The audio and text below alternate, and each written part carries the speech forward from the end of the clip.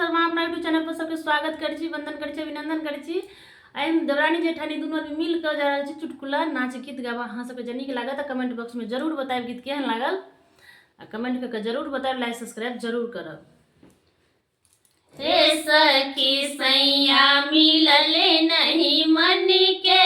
हे सखी सैया मिलले नहीं मन के, सास नहीं मन के ससुर नहीं मन के, सास नहीं मन के ससुर नहीं मन के, हे सखी सैया मिलले नहीं मन के, हे सखी सैया मिलले नहीं मन के, हे सखी सैया मिलले नहीं मन के, कैसे रहब सखी,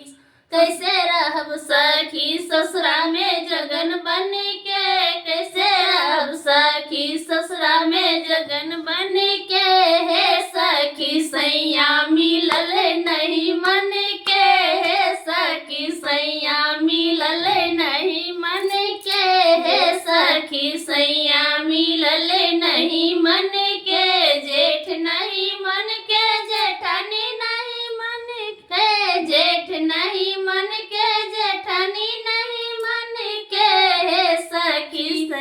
हे सखी सैया मिलले नहीं मन के, हे सखी सैया मिलले नहीं मन के, हे सखी सैया मिलले नहीं मन के, कैसे रहब सखी ससुरा में जगन बन के, कैसे रहब सखी ससुरा में जगन बन के, हे सखी सैया मिलले नहीं मन के, हे सखी सैया मिलले नहीं मन के, देवर नहीं मन के देवरानी नहीं मन के, देवर नहीं मन के देवरानी नहीं मन के, हे सखी सैया मिलले नहीं मन के, हे सखी सैया मिलले नहीं मन के, हे सखी सैया मिलले नहीं मन के, कैसे रहब सखी ससुरा में जगन बन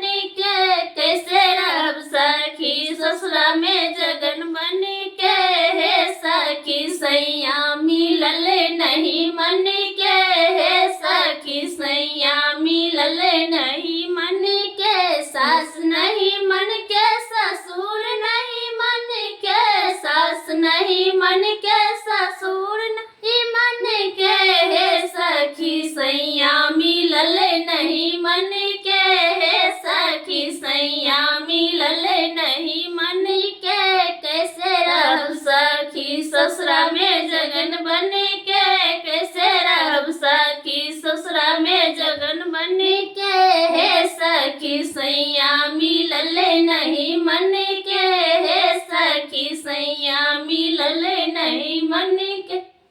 यह नहीं है मिलल नहीं मन के, गीत में कही रहा चुटकुला मजाक है।